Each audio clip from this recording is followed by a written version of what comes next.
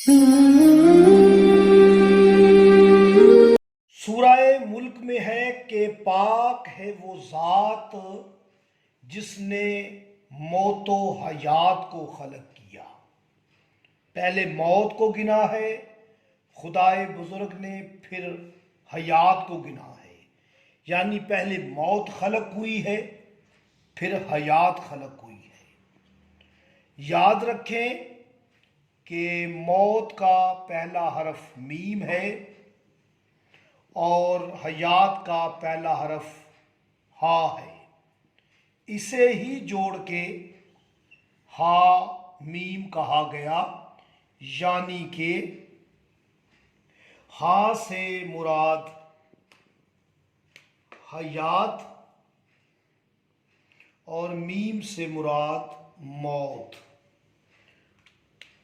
حامیم حیات و موت، اور حامیم یہ آپ کو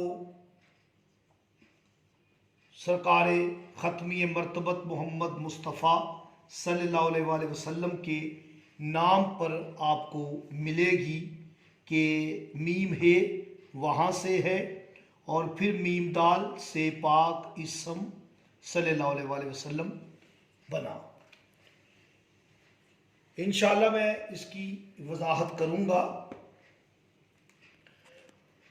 آپ دیکھیں کہ موت میم، واو اور تے، میم کا مفرد عدد 4 اور واو کا 6، دال کا 4، 4 اور 6 10، 10 اور 4 14۔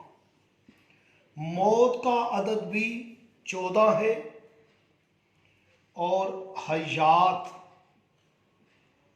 ہے یہ الف اور تے ہے کہ 8، الف کا 1، الف کا 1، تے کے 4 عدد مفرد۔ 8 اور 1 یاد رکھیں، 8 اور 1 9، 9 اور 1 10، 10 اور 4 14، یعنی حیات کا عدد بھی 14 ہے اور موت کا عدد بھی 14 ہے۔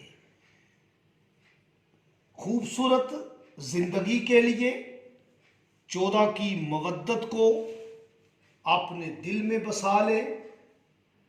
14 کی مودت ہی اگر موت کو آسان بنانا ہے، آسانی موت کے لیے آپ 14 کی مودت کو اپنے دل میں بسا لیں، اپنے کردار سے، اپنے قول و فعل سے آپ نے 14 کی مودت، ان کی معرفت حاصل کرنی ہے، لوگوں تک پہنچانی ہے۔